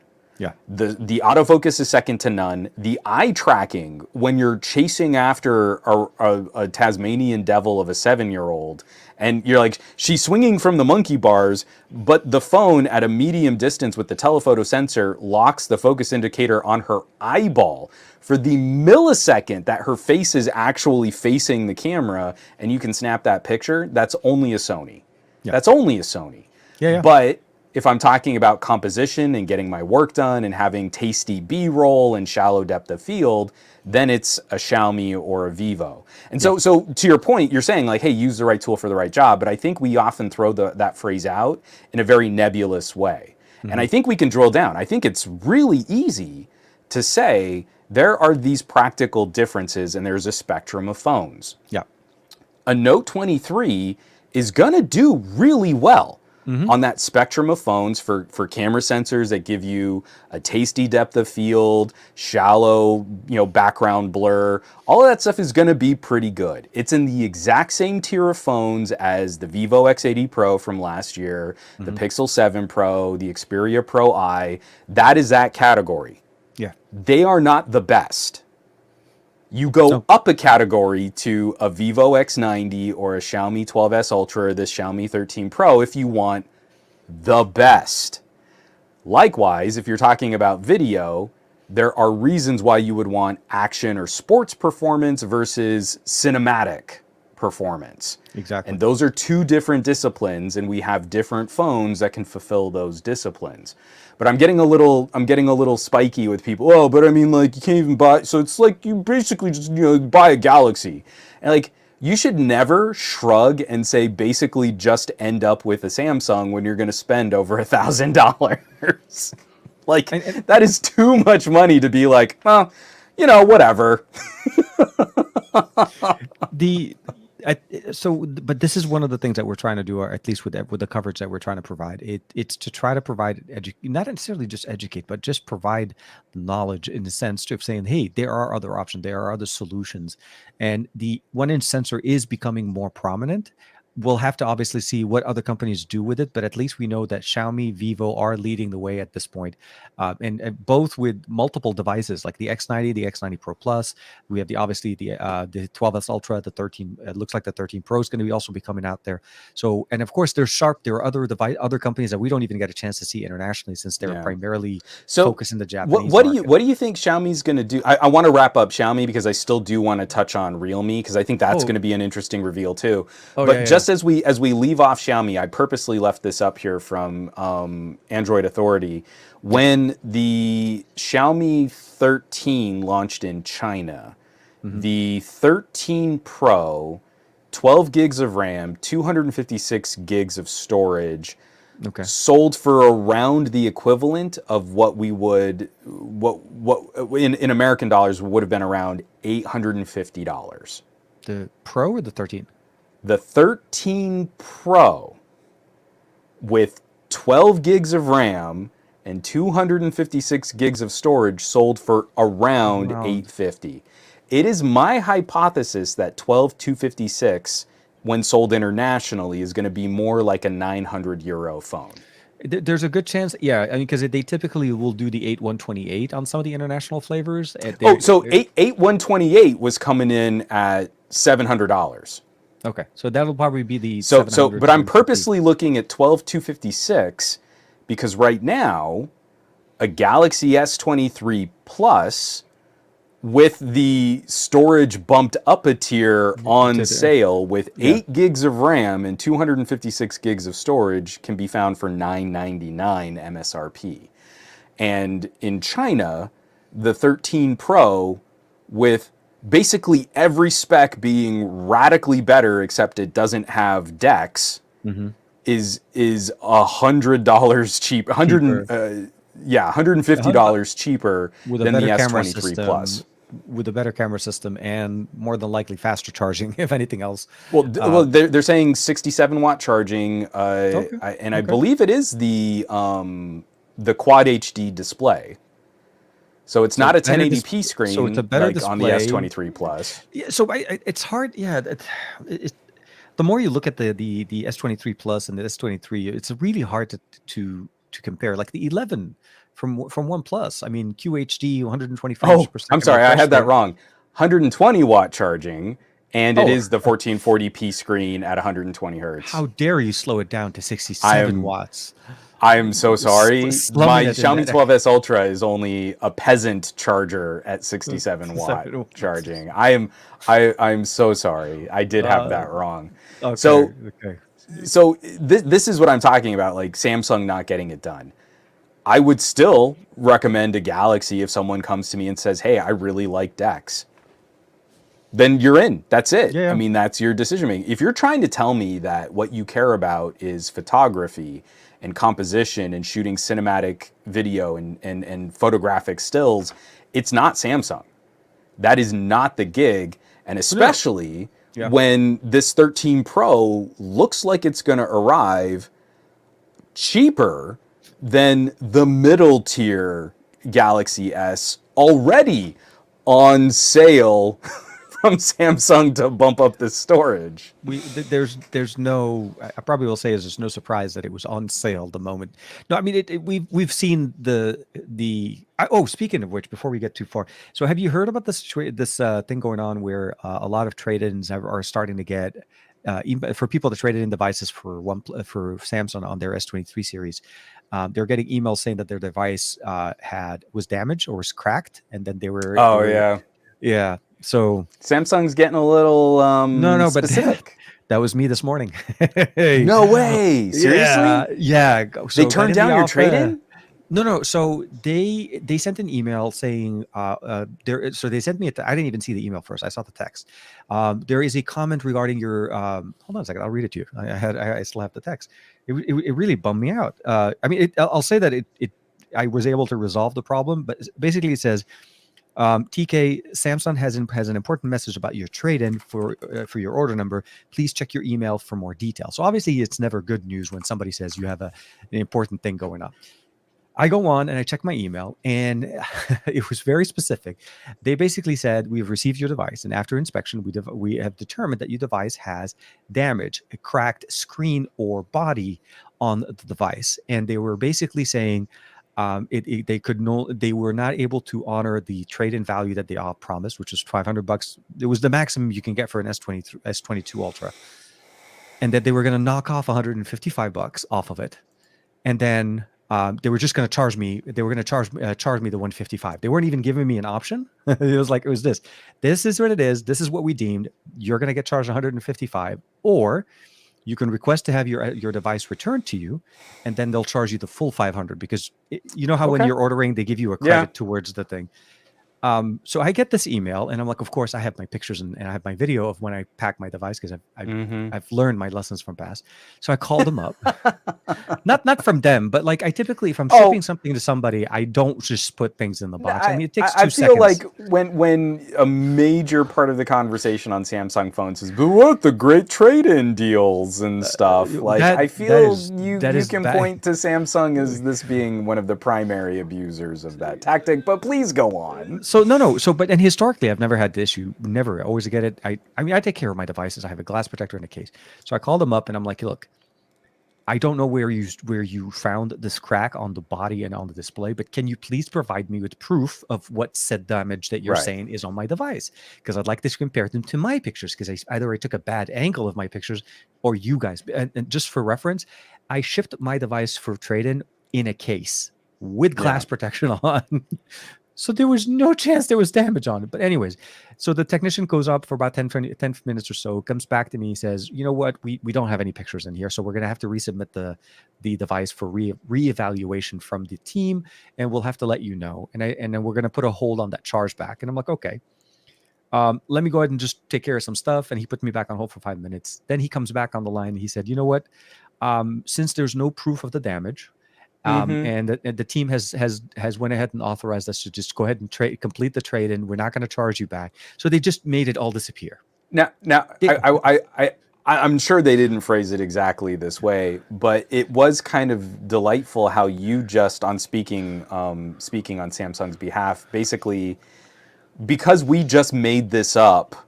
It just felt that we had no evidence. Like no, but this is what it is. Like, so they made a claim. They decided to make a charge on my credit card with no evidence. Yeah. Like, what tech does that?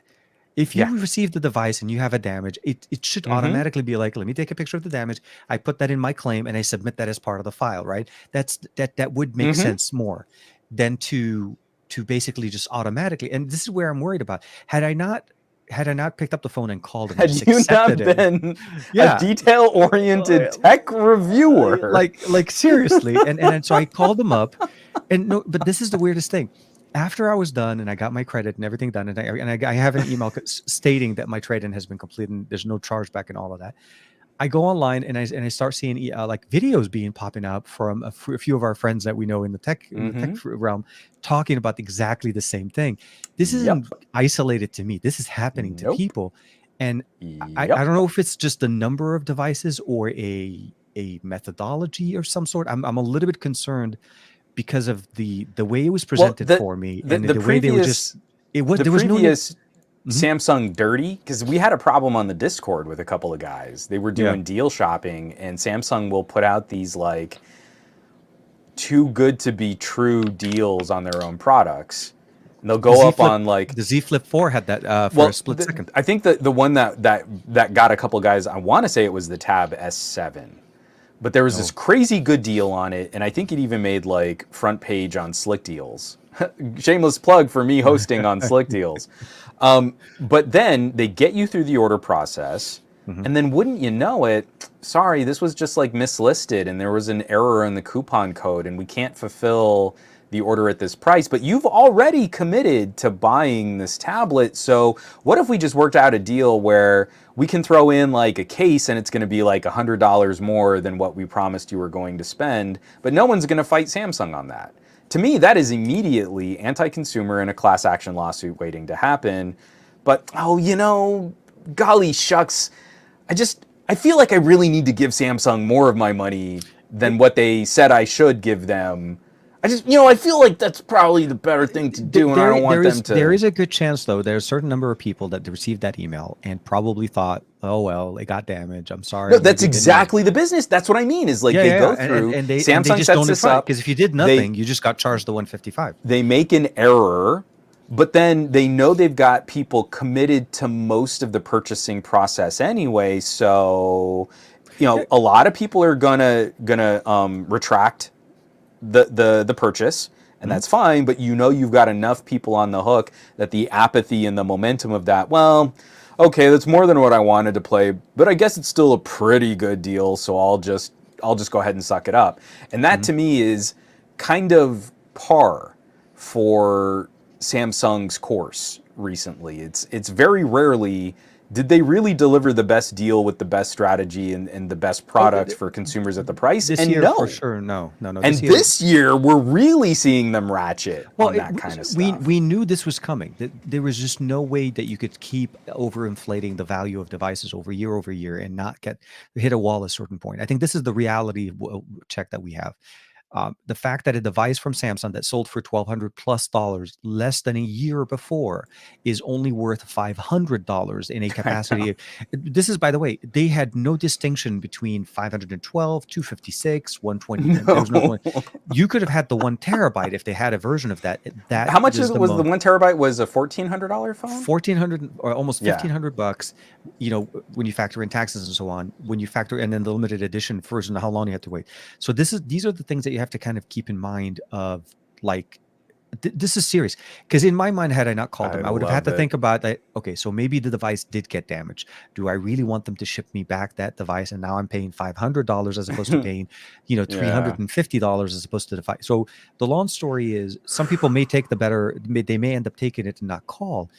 I called, and it literally within a matter of 20 minutes waiting on, between waiting on hold, getting in touch with them investigating and finding no proof of it. I wouldn't be surprised if there may be some type of case going on there, because this is not a unique. Like I said, once I hung up because I hadn't checked my feed for the last couple of days, and I went on and I was looking at some videos. I'm like, oh my God, okay, this is happening, like over and over. So that's what I was trying to, before we kind of left Samsung and so on and jumped on for the RealMe conversation. I feel like that was my moment, like, oh my God, today. Yeah, and Michael Peppertech, Samsung has tried that with me the last couple of times, and once I mentioned having photos and videos, they fixed it right away. Yeah, it's like, so, oh yeah, I feel like you need, if you're making a claim that my trade-in was somehow improperly categorized, you need to supply some data of that claim. But let's talk about something more fun, because I've got the GSM Arena article up for the RealMe. Yes, hold on, so that was a last share. minute. I'll be honest with you guys, I wasn't thinking if RealMe was doing anything, because I reached, I'm not gonna lie, I reached out to them not that long ago, like at maybe end of last year, and this was not even on the radar. And then we start seeing them posting, oh, look at that. GT3 is coming out with a 240 watt charging phone. They say it can go from, what is it, like from completely empty to completely full in something like under 10 minutes. Oh, for the love of God. Which is ridiculous. So you barely take the cable, you touch the phone, you're done. You're like, you want full charge? Dude, you're there. Yeah, no. So I just did that today. So daughter's science fair project, right? I was like, you know what? I want to get 2 camera angles. I'm gonna have Marie on the Pixel 7 Pro, because it really does have a great telephoto sensor. I love that telephoto. Yeah. And I'm shooting everything 4K 60. And I'll do the Vivo. And I go to, oh man, both my Vivo and my Pixel 7 Pro are like near battery warning. They're both at like 20%. We've got to go to the school in like 15 minutes. I plug in the Pixel 7 Pro on a OnePlus charger. This is like 45 watt power delivery. This is a great charger. Plug it in. We've got 15 minutes. I plug in the Vivo, and it's at like 80% when it's time to walk out the door. And the Pixel 7 Pro is like, I got you to like 27%. You're like, you're going a percent every 90 seconds. And the Vivo's leapfrogging. Slow.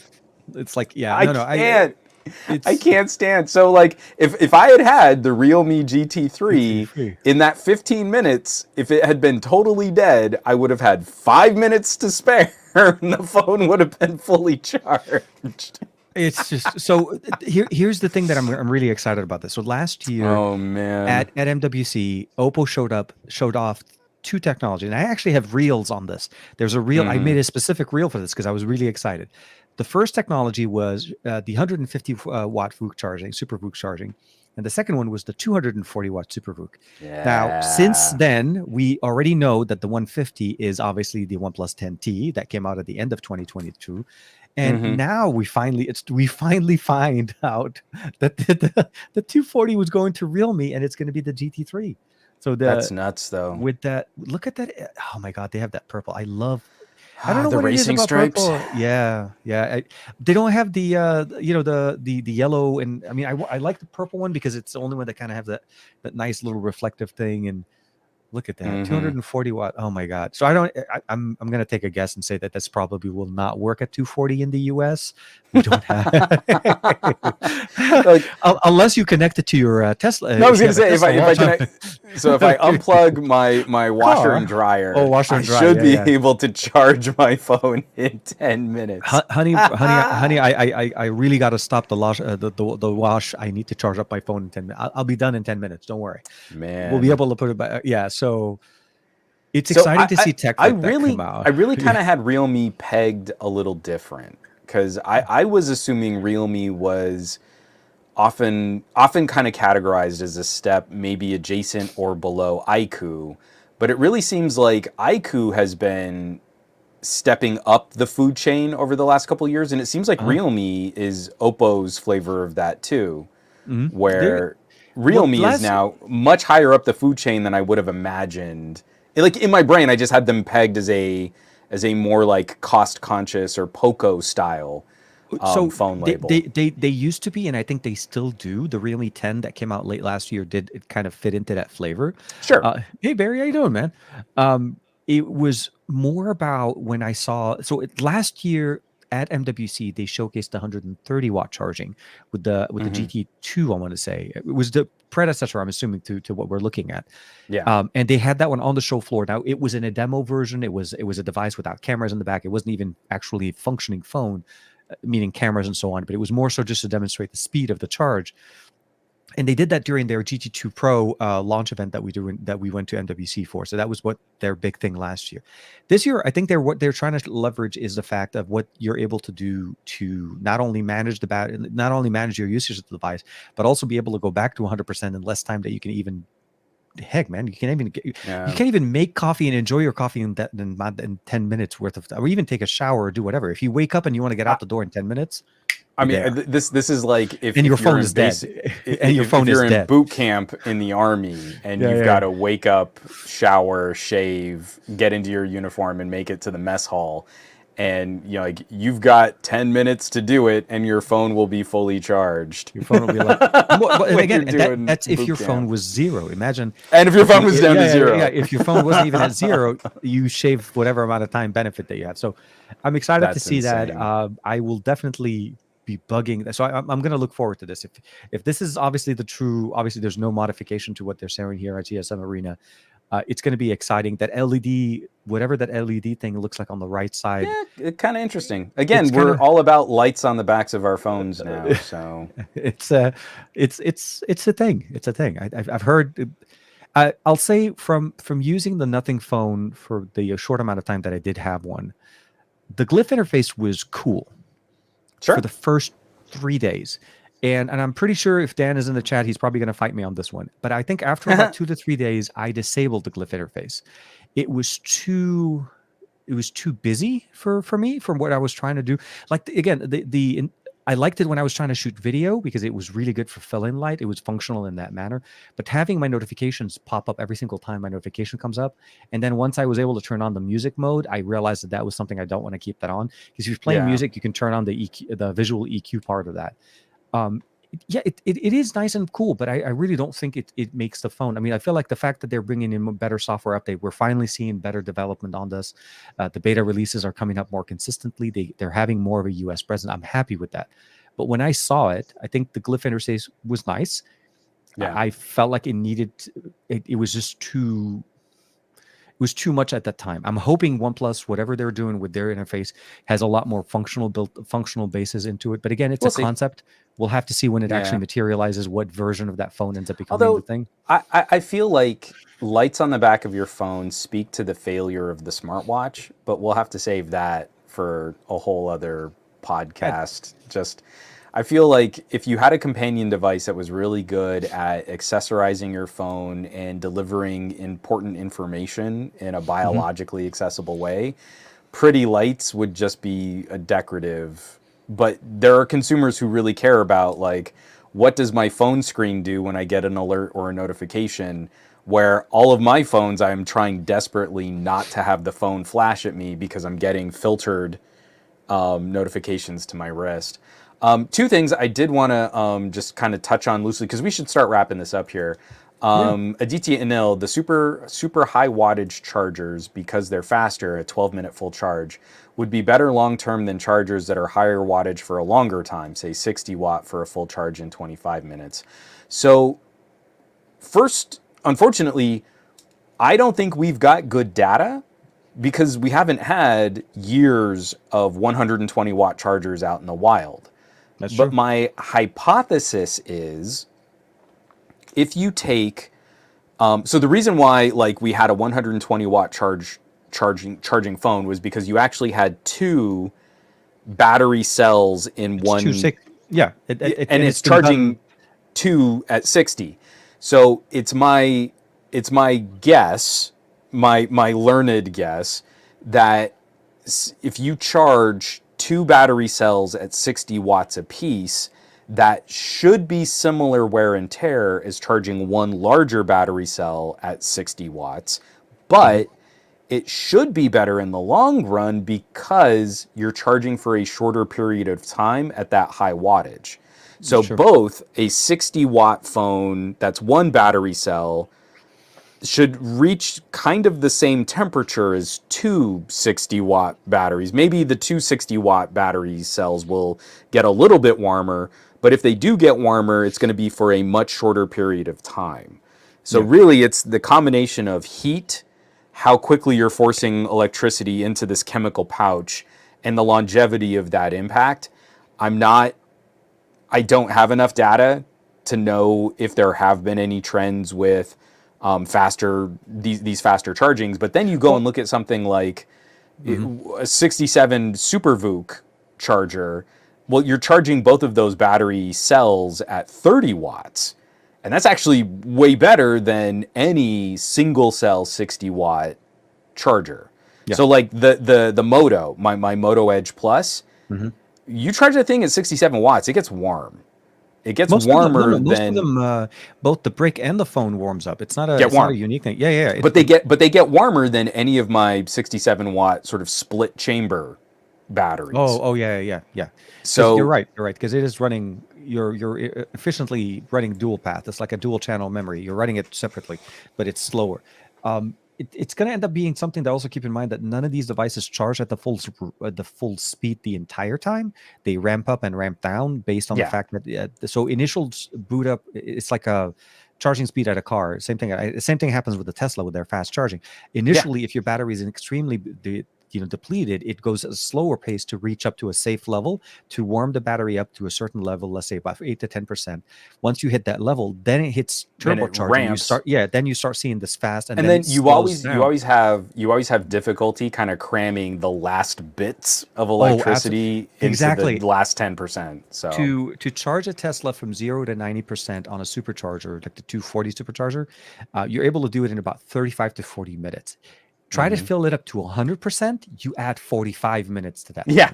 That last 10% charges at such a slow rate. Low pace. Almost nobody ever charges. I mean, you always otherwise you're just going to damage. Just damage the battery. Keep in mind that, we're saying 240, that's like peak performance.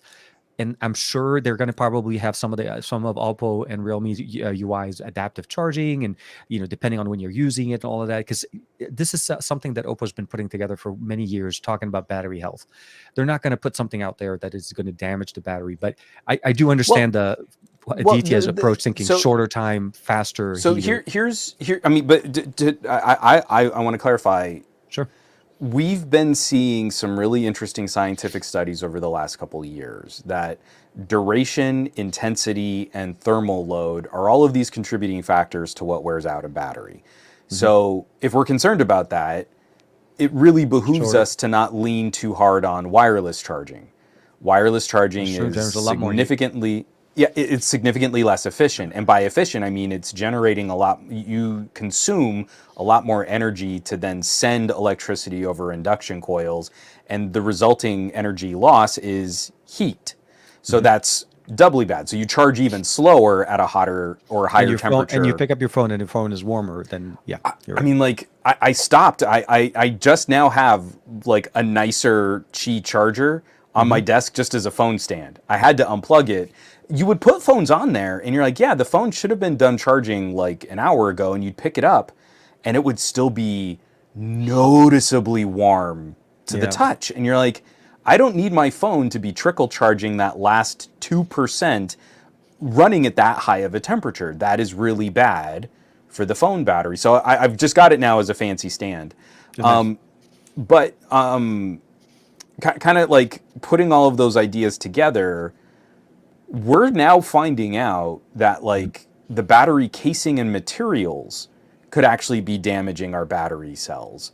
There was another study, and I wish I had saved the link on it. I think it's in our Discord, but it's like from like a couple weeks ago, where you know when you get, you know when we had removable batteries, there would be different layers, like plastic wrap on the outside of the battery. Yeah, exactly. And remember there was that one guy who was like, Samsung is stealing your information, and he's ripping off the cell. And what it was the antenna for the NFC radio.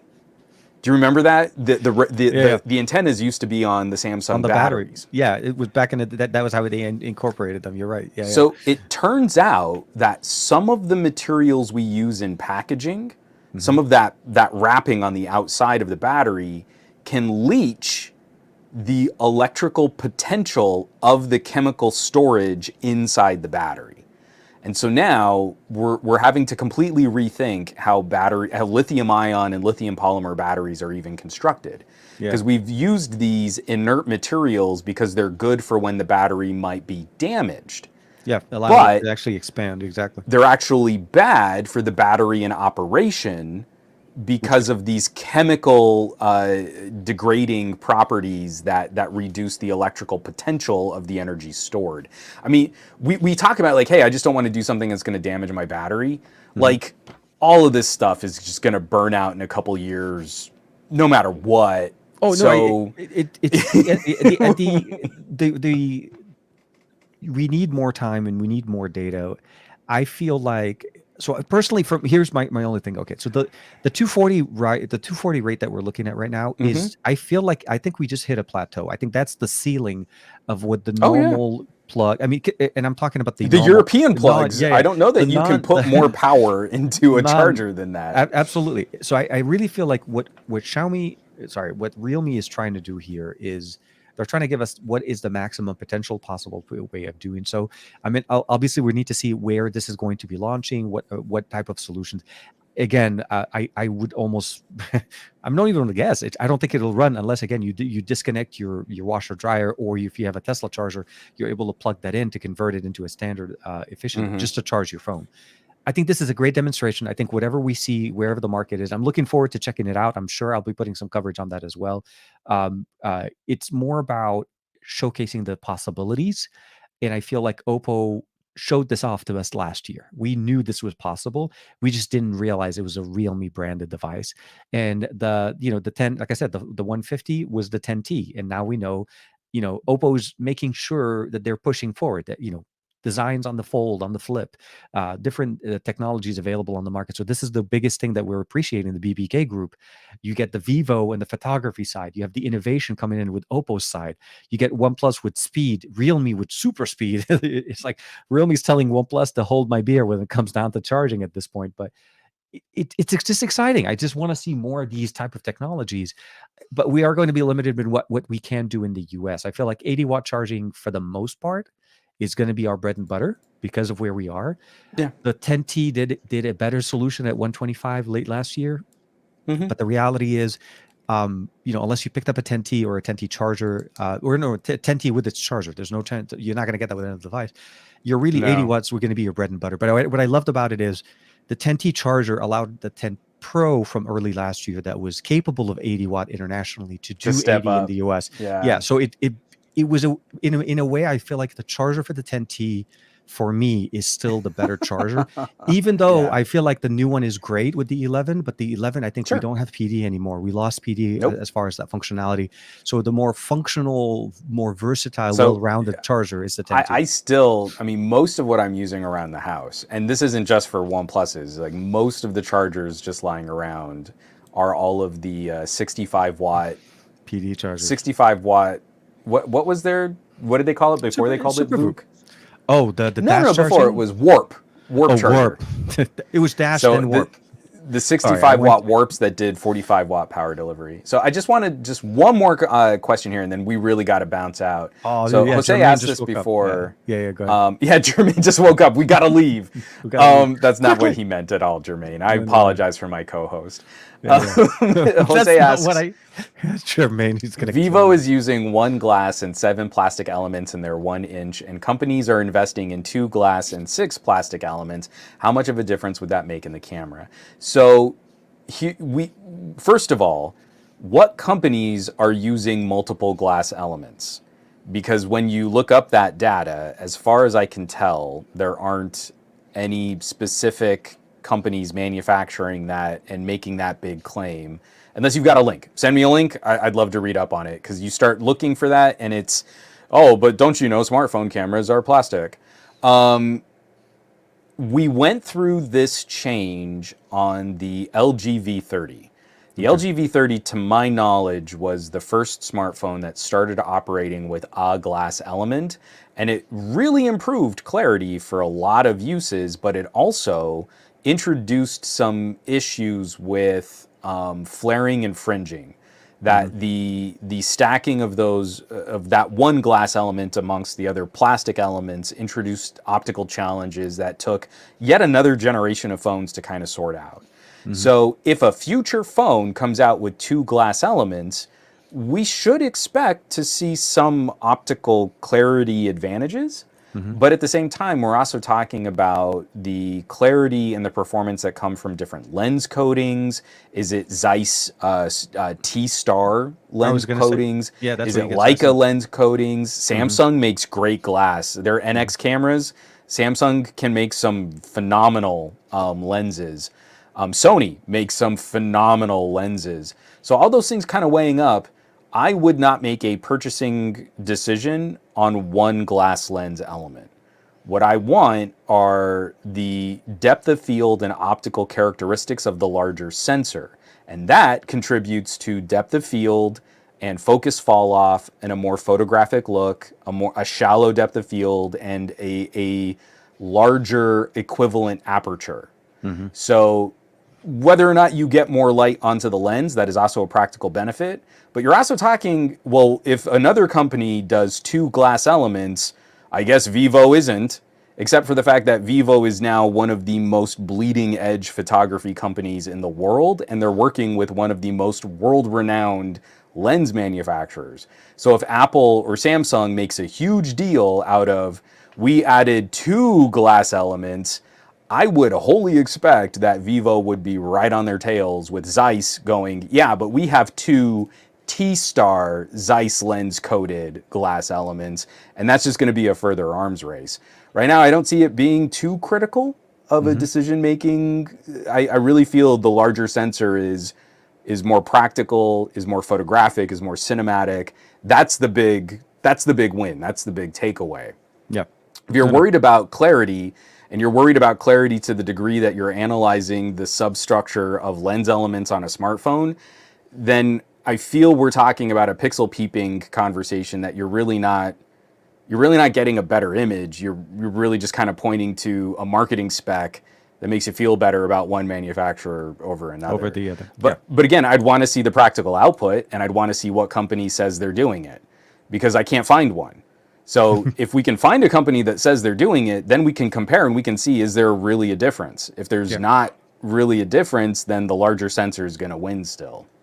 No, I'm with you. And then I think it needs more data. It needs more data and more company information as far as, what companies are using with the lens element. And I think it's, Zeiss has been doing really good. Sony's been using them on their devices. I mean, that's one of their biggest things on the Xperia ones. And of course we have it on the Vivo, and Leica's coming in pretty big now that they're no longer, I'm not gonna say married, but there was that exclusivity with Huawei for quite some time, and now they're able to actually work with some of the companies, and I think Xiaomi is a great contender. I'm still shocked that Nikon hasn't. No, I'm serious. Like that Nikon hasn't jumped on a phone partnership. We know Canon will be the last to fall. Canon is so assured of their position that they're not going to jump on that. But if you wanted to be, we've got Hasselblad on OnePlus, we've got Leica, we've got Zeiss. Yep. Like, I am crazy shocked that we haven't seen Nikon or like Nikkor, a Nikkor lens on a phone, or Olympus on OM lenses would be incredible. Like OM Systems glass, that's phenomenal too. Who's left on the team that could basically maybe play? Okay, so Honor could be contending there. That would be one. Maybe Motorola. I don't know. We'll have to see. Moto. No, but I mean, I think like a Moto Nikkor or a Moto OM Systems partnership. But like BlackBerry even had oh crud, what was the name of that lens? Oh no! BlackBerry had a Premier, the Priv, not. Oh, you're going back to the Priv. But the Priv had, I think it was Schneider. I think Schneider glass was on the Priv, and that actually was a fantastic camera on the BlackBerry Priv. Its time. No. So anyway. We definitely need to end it there before Juan goes on another hour-long diatribe about camera systems on mobile devices. So a lot of things to talk. So we'll say this. Sorry. Jose did clarify. He says, I meant that it was more about thoughts on the benefits of adding more glass elements. No company is producing that technology yet. So in a vacuum of hypothetical, it would probably be better, but I don't know that it's going to be fundamentally worth the engineering costs, because consumers haven't really valued that kind of photography experience. When the most expensive, highest selling phone on the market is an iPhone 14, that's an $800 phone. You can't tell me you're getting $800 worth of camera performance as compared to what we're seeing on Xiaomi and Vivo devices. Like, they're not in the same league. An iPhone 14, not an iPhone 14 Pro, and even the 14 Pro. We're talking about the 14, But the iPhone 14 is an $800 phone. Consumers haven't demonstrated that they're willing to spend money on the engineering and the architectural differences that really do improve photo output. But that's also why I recommend, hey, if you really are just a point and shoot kind of person, you should not buy an iPhone 14. You should buy a Pixel 6a. Your experiences will be better, and you'll spend half as much money for something you'll like better. So your point there, just whether or not it's a hypothetical or sort of an experimental idea, it would probably improve the clarity and the output of our mobile photos, but it's sort of a dollars to performance ratio that I don't think any company is seriously going to explore in the near term, in the near future. I think the improvements that we're seeing in camera technology is always small steps forward. I mean, we see the 789, going all over the place as far as the most popular 50 megapixel camera sensor going around. The 989 is as Juan said, it bleeding edge. We're talking bleeding edge technology at this point, and it is literally a 4 number of devices that will have it in near term at least. Obviously, 4, literally like the X90, X90 Pro, the 12S Ultra, and the 13. We're not even at the 5. We didn't complete the 5. The 5, we might. I mean, I wouldn't put it past Xiaomi to give us a tease and of a 13 Ultra. I'm not counting Sharp, because Sharp. I get really bad when I'm tired. Let's be fair. Let's be fair, because I had the Xiaomi 12S Ultra when it was a Chinese-only phone. I think Sharp deserves mention because they're the only company that is stuck with 1-inch sensors. So we'll say 5. We have 5. We are at 5. Five devices, and so we've completed 6 might be, if Xiaomi teases us with a 13 Ultra, we might get to 6 phones with this absolutely. sensor. The 13 Ultra would be, oh my god, if they don't go to a 13 Ultra, like seriously. I want that That's concept. not phone a that they shlarge showed sample us. size, though. No, that is a small number of phones. Yeah, but no. But let's be very, very fair though. None of it exists in the U.S., so we are not even.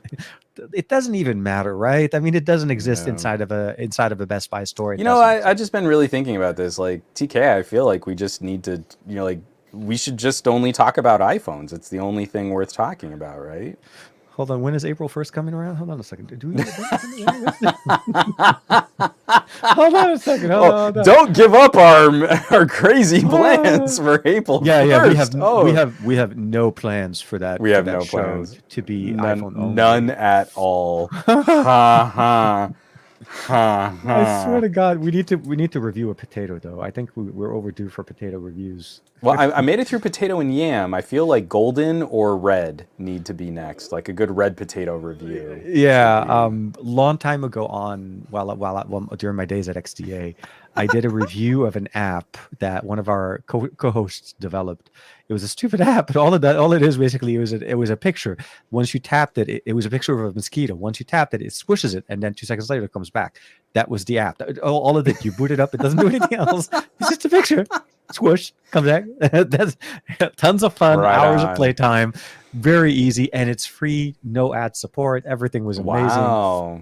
That was like today, that would be packed full of microtransactions. Oh, like, absolutely, yeah. You got a cooldown clock. This mosquito is going to keep biting you, but you can't squish it for another 15 minutes unless you buy more gems. Exactly, and loot boxes. Remember the loot boxes, man. Don't forget those. That's how you get the really good. Yeah, they're still around. They didn't go away. No. So kind of closing it off. I know we're getting close to the 2 hours. We have 6 minutes to go. Game wise, I installed and this is, I do apologize. I get very loopy when I'm tired. And the fact that I have to shoot videos after this is not a good thing. The game that we talked about last week that Netflix added, the shooter Dust and Neon. Dust and Neon. So I installed that one on the flight back. Oh my God, yes. But I will be honest with you. I turned on auto reload. I did not want to have to keep reloading myself. But it is absolutely a lot. I love manual reload. Yeah, I'm telling you. So I've made it through. I mean, what I love about the game is that it will let you recycle older missions to rank up. So you can play it linearly, where just every time you get like a new mission, you just keep going and you just face harder and harder opponents. But I've been kind of over building up my character so he's OP. I love like when it lets me rank up above what the expected player level should be. And now I'm on these like kind of medium tier missions, and I actually have a 12 shooter. So the pistol now loads 12 bullets, and there's something so satisfying about walking into the saloon and like pulling out the pistol, and there are like 6 guys, and each one probably takes double hits to kill, and then you're running and dodging, but then you're like packing a couple more bullets in, like if you had a barrel, like you just pop 2 more bullets, pop, and then 2 more, and then pop, and you're actually hitting a button for every bullet that you load into the chamber of this gun. And it's so silly because it's not like VR where you're actually like doing things with your hands. Oh no, you're just pushing a button, but it feels so mechanical that now I do feel like when you see those Westerns and they pull out the gun and they have to cock the hammer and pull the trigger, and then when they're reloading, it's bullet by bullet by bullet. And it adds this like totally mechanical layer to a genre of arcadey twin stick shooters. I absolutely love manual reload. I love it. I love it so much. Well, I mean, so by different. default it comes. Yeah, by default it is turned off. It is auto reload isn't turned on, and you have to turn it on manually. But I set it up before I came back on the flight back. It was a bumpy ride, so I couldn't sleep. I was trying to get something through. So it was it's very weather. That's all I can say. I'm just hoping. No, seriously. I'm just hoping with the weather that we're going through here in LA that nothing happens to my flights tomorrow, because my flight out of here tomorrow is at 8:30. Then I have to connect through Newark, which is on the East Coast, and they're also going through similar weather. I was going to say I was there 2 days ago. I mean, take your time, be patient. It could get messy. So hopefully no cancellations or if there's wits. delays. I have enough time between the flights. But seriously, with a lot of things going on, we'll have to also figure out how we're going to do next week. I got to figure out timing wise and so on. I was as we were completing our show, I was looking at the time, and it's roughly Barcelona time, about 7 o'clock right now. So we're edging at 7 a.m. in the morning Barcelona time. So it may not be that bad. I'm sure I'm going to be my sleeping process is going to be there. It's going to be horrible. So we could definitely You're going to be probably keep around the same time roughly, but we'll talk. But by Thursday next week, we should have a lot more conversations about reality, grounded conversations of what's going on, what's happening, and of course more exciting stuff. So I hope you guys have a great rest of the week. Make sure to catch up with Juan Monday morning again with the SGGQA. Yours truly will be on the show floor in MWC, so hit me up on Twitters and let me know what you guys would like me to focus on. It may end up just being a lot of shorts for me. I don't think I'm going to be doing a lot of, unless I'm not going to say there's no videos. There will be videos, but there's mostly keep it simple. Yeah, for sure. And I think for new stuff, that first meeting, I think that's going to be the best way. But yeah, with that being said, we'll see you guys again next week for another episode of the Best of Our Week. I want to say thanks to everybody for hanging out with us. Simon, Barry, Jermaine, thank you for catching up with us, of course, as well. Aditya, as always. It is 7 a.m. Yeah, Aditya, exactly. Yeah, he says 7 a.m. His time as well. So Doodle Xenoverse, anybody hanging out with us this late at this beautiful Thursday. Hope you're well. Hope you're staying safe. Do more with your tech as always, of course. So we'll see you guys in a week. Take care, everybody. Good night.